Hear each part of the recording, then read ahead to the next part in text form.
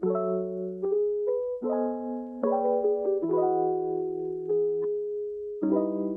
んにちは、カフェとノートです。今日はノートを書く時のマーカーの使い方とノートが綺麗に見えるレイアウトについて紹介したいと思います。自分なりに研究した結果、色に統一感を持たせることとレイアウトを統一することでかなりノートが見やすくなると思ったので共有したいと思います。見づらいノートになってしまうという方はカラフルにしすぎていたりレイアウトのルールがないことが原因かもしれないので、ぜひ参考にしてみてください。動画の最後に文字の書き方も少し紹介したいと思いますので、最後までご視聴いただければ幸いです。まずマーカーについてですが、重要な項目は定番の赤と青を使うと決めてしまうのがいいと思います。赤ペンは一番目立つので重要語句やキーワード、青ペンは次に重要なところや解説などです。このルールはノートごとに違うと分かりづらいので、赤ペンと青ペンの使い方はどのノートも共通にしておきます。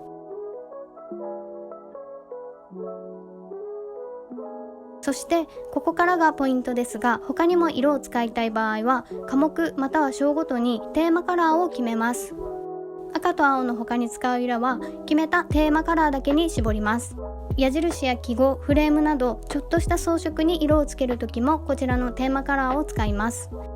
何色も使ってカラフルになりすぎると一番大切な赤文字と青文字が埋もれてしまいます。使う色をテーマカラーのみに絞ることで重要部分は目立たせたまま統一感があって見やすいノートが書けると思います。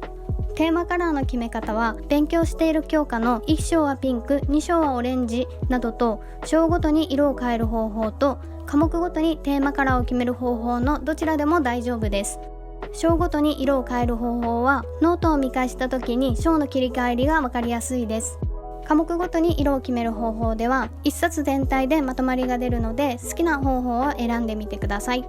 テーマカラーは同系色であれば2色使ってもすっきり見える範囲内だと思います。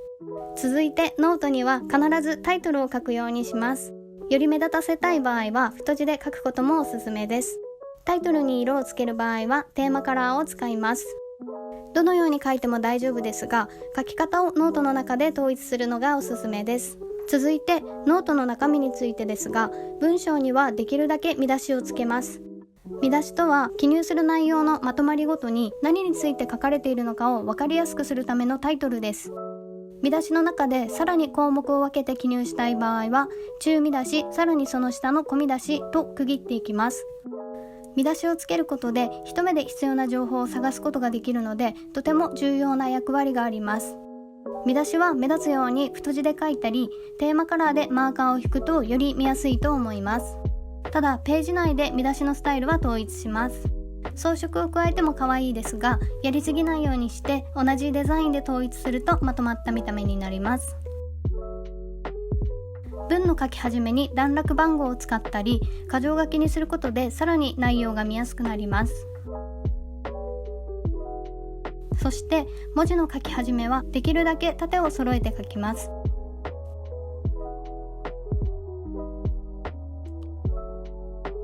中見出しや小見出しに分かれる場合はその先頭の文字を一つ下げても大丈夫です。もし次の段落も中見出し小見出しに分かれるときはそれぞれの開始位置を前の段落の中見出し小見出しに揃えるとレイアウトが揃って綺麗に見えます。そして揃えるのは文の始めだけではなく文章の後ろの方を波括弧で囲う場合もできるだけ開始位置を揃えると綺麗に見えます。フレームで囲う場合は他のフレームとサイズを合わせて書く方がレイアウトが統一されて見えます。フレームを書くのはノートを書き終えてからにするとサイズを揃えやすいです。また図形を書くときは図形の大きさが違っても上下の図で中心線が揃うように書くとレイアウトが揃います。開業を入れるときなどは文章の段落を意識するとさらに見やすくなります。すべての行を均等に開業を入れてしまうとどこまでが同じ内容かが分かりづらくなってしまいます。図を書く高さもその文章に関する図はその文章の塊に収まるように位置を揃えると見やすいと思います。以上が見やすいノートのマーカーの使い方とレイアウトでした。ノートは可愛い装飾は必須ではなく、あくまで学習に活用できたり情報を整理することが大切です。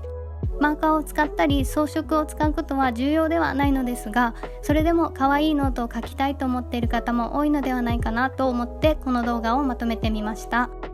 私も可愛いノートにしたい気持ちはすごくわかります。綺麗なものはそれだけで素敵ですし、愛着も湧いてくると思います。ノートを読み返した時にモチベーションも上がると思いますので、活用していただければ幸いです。最後に文字について少し説明したいと思います。